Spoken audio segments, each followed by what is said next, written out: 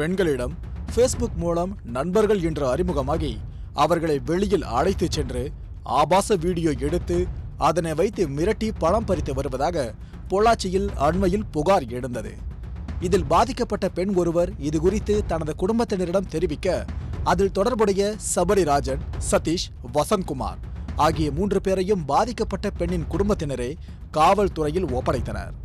இதில் தலைமறைவான முக்கிய குற்றவாளி திருநாவுக்கரசு மிகப்பெரிய அரசியல் தொடர்பு இருப்பதாக வீடியோ வெளியிட்டதை தொடர்ந்து அவரும் கைது செய்யப்பட்டார். கைது செய்யப்பட்டவர்களிடம் இருந்த செல்போனில் பார்த்தபோதுதான் காத்திருந்தது பேரதிர்ச்சி. ஆம், அதில் இடம்பெற்றிருந்த இளம் பெண்களை சித்திரவதை செய்யும் காட்சி பதிவு ஒட்டுமொத்த தமிழகத்தையும் உலுக்கியது. கைது செய்யப்பட்ட குற்றவாளிகள் மீது குண்டர் சட்டத்தின் கீழ் வழக்கு பதிவு செய்யப்பட்டது. இதில் முக்கிய குற்றவாளியாக கருதப்படும் திருநாவுக்கரசுக்கு ஜாமீன் கோரி அவரது தாயார் பொள்ளாச்சி நீதிமன்றத்தில் மனு தாக்கல் செய்தார். அந்த ஜாமீன் மனுவை நீதிமன்றம் தள்ளுபடி செய்துவிட்டது. திருநாவுக்கரசர் வெளியே வந்தால் சாட்சிகளை கலைக்கக்கூடும் என்று கருதியதால் மனு தள்ளுபடி செய்யப்பட்டதாக அவரது வழக்கறிஞர் தெரிவித்தார். இதனிடையே பொள்ளாச்சி வன்கொடுமை வழக்கில் விரைந்து நடவடிக்கை எடுக்க வேண்டும் என்று மக்கள் நீதி மய்ய கட்சி தலைவர் கமல்ஹாசன் தெரிவித்துள்ளார். இதில் சம்பந்தப்பட்ட விக்டிம்ஸ் என்று சொல்லக்கூடிய இதெல்லாம் பாதிக்கப்பட்டவர்களுடைய படங்கள், பெயர்களை தயவுசெய்து பெருசாக அது நம்ம கூட பேசும்போது எதாச்சும் நானே கூட ஒரு முறை தவறாக பேசியிருக்கேன். ஏன்னா ஆதங்கத்தில் சொல்லும்போது அந்த பெயர்கள் வெளிப்படக்கூடும். அவங்க ஐடென்டிட்டி தெரியாமல் இருப்பது நம்முடைய கடமை.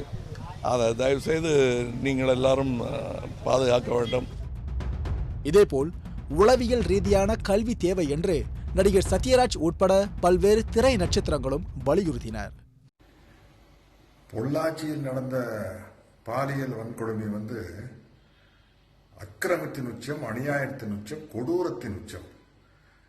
இந்த மனித மிருகங்களை பற்றி எனக்கு என்ன சொல்றதுன்னே தெரியல. அவங்களுக்கு சட்டப்படி உச்சபட்ச தண்டனை தாமதம் இல்லாமல் வழங்க வேண்டும். அதுதான் என்னுடைய கோரிக்கை.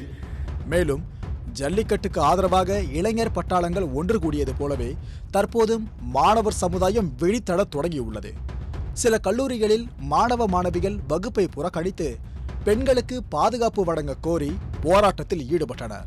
இந்நிலையில் இவ்வழக்கு தொடர்பாக arrest Pollachi rapist, punish Pollachi rapist, justice for Pollachi victims என்ற ஹேஷ்டாகுகள் சமூக வலைதளங்களிலும் ட்ரெண்டிங் ஆகி வருகின்றன.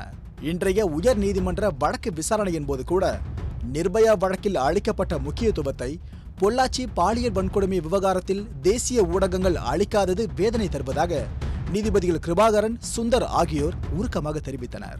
மற்றொரு வழக்கு நடைபெற்றுக் கொண்டிருக்கும் போது கூட நீதிபதிகள் இவ்வாறு வேதனை தெரிவித்திருப்பதை வைத்து புரிந்து கொள்ளலாம். பொள்ளாச்சி பாலியல் வன்கொடுமை கொடூரம் தமிழகத்தில் எந்த அளவு தாக்கத்தையும் கோபத்தையும் ஏற்படுத்தியுள்ளது என்பதை.